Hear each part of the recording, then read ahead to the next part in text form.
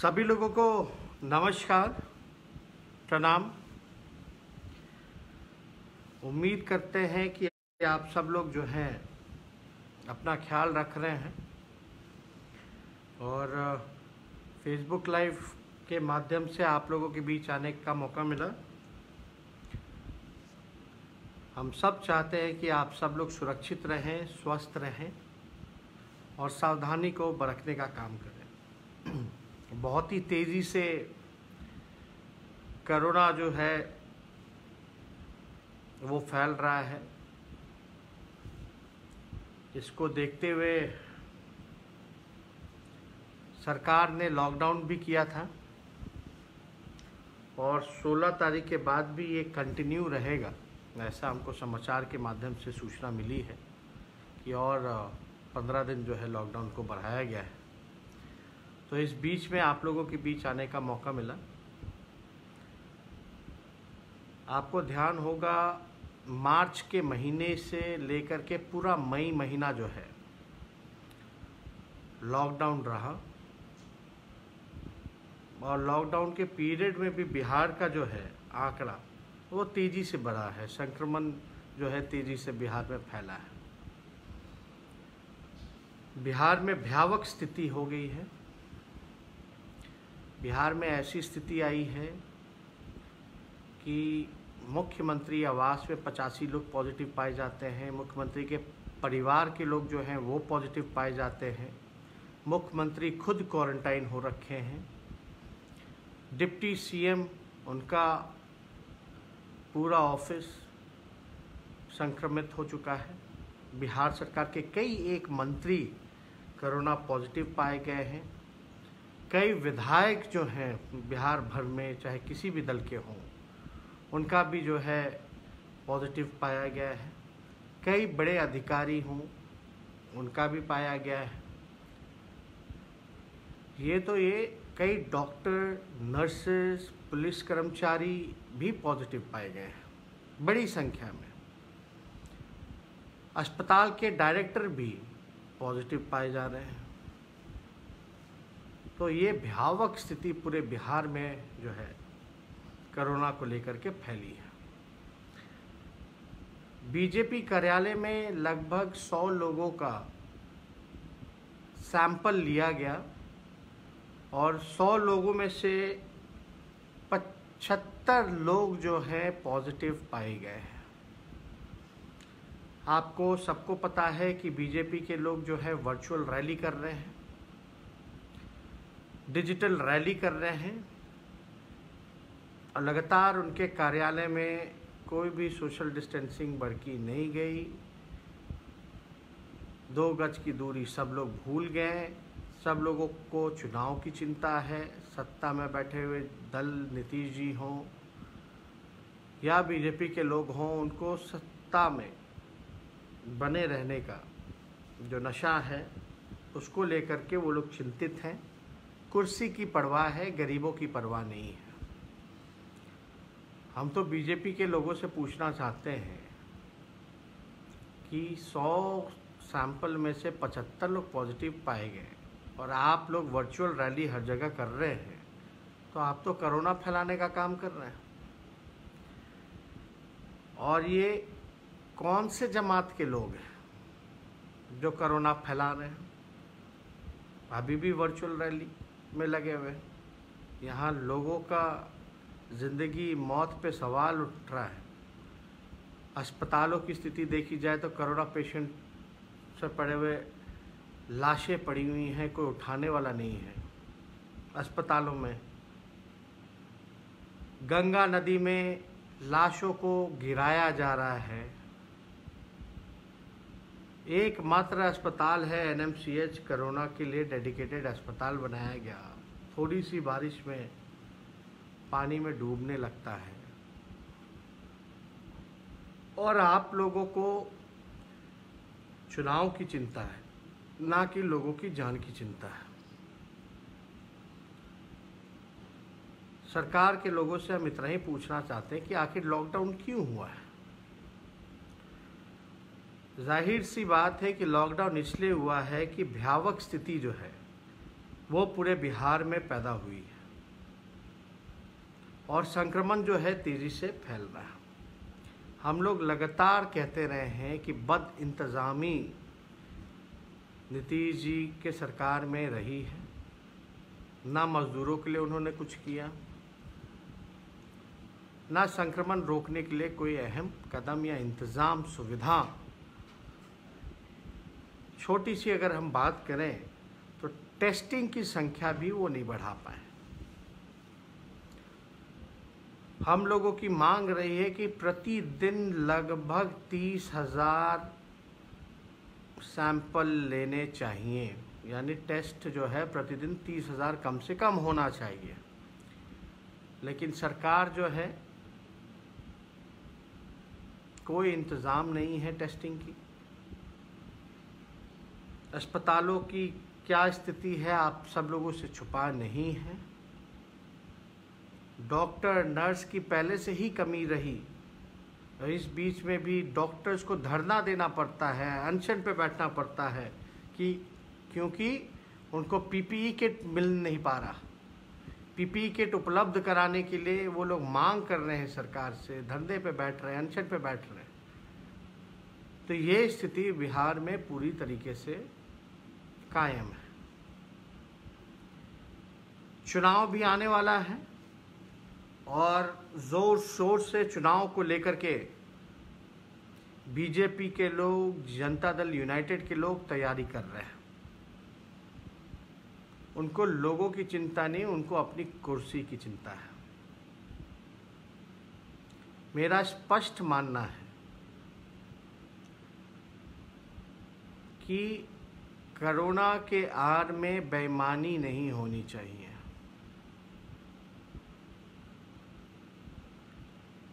Corona के आड़ में बेईमानी नहीं होनी चाहिए, बल्कि फेयर इलेक्शन होना चाहिए। दो चीज़ें हैं। अगर नीतीश कुमार जी या सरकार को लगता है कि कोरोना कोई खतरा नहीं है, कंट्रोल में है, तो आप परंपरागत तरीके से चुनाव कराएं जहां जनसंवाद होना चाहिए। लोगों के बीच जाके हम कैंपेन कर सकते हैं। लेकिन आप कहते हैं कि कोरोना है और उसके आड़ में आप कहते हैं कि वोटर 35% जो वोटर जो 65 साल के ऊपर बोलते हैं घर से वोट देंगे, तो हमें पूरी शक है कि इसमें बेईमानी हो सकता है। 65 साल के ऊपर वाले लोग चुनाव लड़ सकते हैं, लेकिन बूथ पे जाके वोट नहीं दे सकते। ये एक ऐसा नियम है कि 65 साल के ऊपर वाले लोग चुनाव लड़ सकते हैं, लेकिन वोट नहीं दे सकते बूथ में जाके। मुख्यमंत्री जी, अगर कोरोना है तभी आपने लॉकडाउन किया है, यानी सिचुएशन जो है कंट्रोल में नहीं है। अगर कोरोना खतरनाक है, लोगों के मौत पे, जिंदगी पे सवाल उठ रहे हैं, इससे लोगों के जान को खतरा हो सकता है, तो चुनाव को टाला जाए। जब स्थिति कंट्रोल में हो जाए तब चुनाव कराया जाए। लाशों के ढेर पे चुनाव नहीं होना चाहिए। आप क्या चाहते हैं, बूथ पे जाए और उसके बाद बूथ पे जाने के बाद सीधे शमशान में चला जाए? इसलिए अगर सरकार मानती है कि कोरोना कोई खतरा नहीं है, तो परंपरागत तरीके से आप चुनाव कराइए, जहां कैंपेनिंग हो सके, लोगों के बीच जा सके, रैलियां हो सके। अगर कोरोना खतरनाक है, कंट्रोल में नहीं है, तो चुनाव को टाला जाए। ये हमारी मांग है। जिंदगी है, जान है तो जहां है, जान है तो जहां है। और ये लोग अपनी चिंता, अपनी कुर्सी की चिंता कर रहे हैं। देखिए, हम अंतिम व्यक्ति होंगे अगर चुनाव कराना पड़े लाशों के ढेर पर। तो और हम लोग लगातार कहते रहे हैं कि कोरोना से निपटना है। ये पहली बार ऐसा सिचुएशन पूरे बिहार में बना है, पूरे देश में बना है, पूरी दुनिया में बना है। इससे पहला ऐसा भयावह स्थिति किसी ने नहीं देखा है। तो ये विशेष परिस्थिति में अगर लोगों की जान बचाने के लिए, क्योंकि चुनाव होता है लोगों की ज़िंदगी को बचाने के लिए, लोगों के ज़िंदगी के बेहतर बनाने के लिए, ना कि लोगों को ज़िंदगी लेने के लिए। तो हम तो यही चाहते हैं कि लोगों की ज़िंदगी बेहतर हो, लोगों का जान बचे। लेकिन सत्ता में बैठे हुए लोग आनन फानन में, आपको सबको पता है कि ये लोग अपनी कुर्सी के लिए चुनाव चाहते हैं। चुनाव का यही मकसद है कि लोगों का जान बचाया जाए, लोगों की ज़िंदगी को बेहतर बनाया जाए, या चुनाव की वजह से लोगों का जान चला जाए। एक तरफ कोरोना, दूसरी तरफ पूरा बाढ़ से पटना, जल जमाव से पटना डूब रहा है। दूसरी तरफ आप चले जाइएगा, उत्तर बिहार जो है बाढ़ से डूब रहा है। जितनी भी नदियां हैं उसका जल स्तर जो है काफ़ी बड़ी संख्या में जो है बढ़ोतरी हो रही है। इस हालात में हमें नहीं लगता कि वोटिंग जो परसेंटेज जो होनी चाहिए, अगर अब इस स्थिति में अगर चुनाव हो तो हमको नहीं लगता 20 से 30% भी वोटिंग परसेंटेज टर्न आउट करेगा। लोग जूझ रहे होंगे अपनी ज़िंदगी को बचाने के लिए, घर बार को बचाने के लिए। इसलिए अभी हाल में लोगों की ज़िंदगी को बचाया जाए, कोरोना को हराया जाए, और चिकित्सा स्वास्थ्य पे ज़्यादा ध्यान सब लोगों को मिल करके देना चाहिए। हमने कई बार जो है प्रेस कॉन्फ्रेंस करके सरकार के बद इंतज़ामी को गिनाने का काम किया।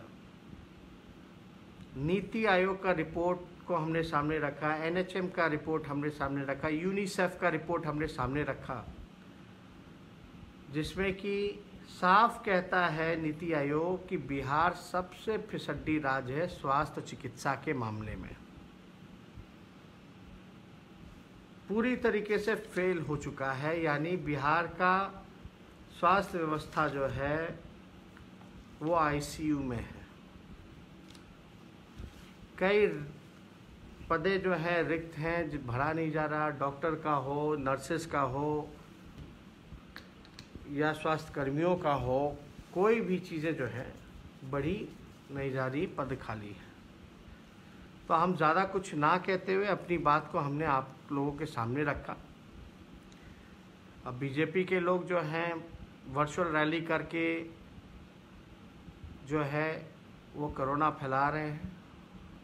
आपने देखा होगा कि लगातार जो है 100 में से 75 लोग जो है पॉजिटिव पाए गए। ये कौन से जमात के लोग जो हैं अभी भी सुधर नहीं रहे, लोगों की फिक्र नहीं है। इसलिए आप सब लोगों को धन्यवाद देते हैं कि आप लोगों ने फेसबुक पे आप सब लोग जुड़े, बातों को सुना, और जो लोग सहमत होंगे वो सब लोग जो हैं बिल्कुल अपना ध्यान रखें और इस चीज़ को ज़्यादा से ज़्यादा और लोगों के बीच ले जाने का काम करें। इन्हीं चंद शब्दों के साथ आपसे हम विदा लेंगे और फिर आपसे जल्दी ही मुलाकात करेंगे, जुड़ेंगे। लेकिन अभी आप सब लोग अपना अपना ध्यान रखिए, मास्क पहनिए, इस बीमारी को हल्के में मत लीजिए। महामारी है, तेज़ी से फैलता जा रहा है। बहुत लोगों की मौतें हो रही हैं और सरकार को भी सबक सीखना चाहिए। बल्कि मार्च से मई पूरा लॉकडाउन रहा, कोई व्यवस्था नहीं की गई, संक्रमण और फैलता जा रहा है। अनलॉक के बाद तो पूछिए मत, बहुत तेज़ी से फैला है। तो इसलिए सरकार के लोगों पर अपने पर आई तो मुख्यमंत्री ने अस्पताल बना दिया सीएम हाउस को, लेकिन उन गरीबों का क्या होगा? जब मुख्यमंत्री तक पहुंच सकता है कोरोना, तो आप अंदाज़ा लगा सकते हैं हमारे गरीब भाइयों का क्या होगा, क्या हाल होगा। इसलिए आप सब लोगों से अलविदा लेते हैं। धन्यवाद। अगर आपको हमारा वीडियो पसंद आया हो तो इसे लाइक करें, सब्सक्राइब करें और साथ ही बेल आइकन दबाना ना भूलें।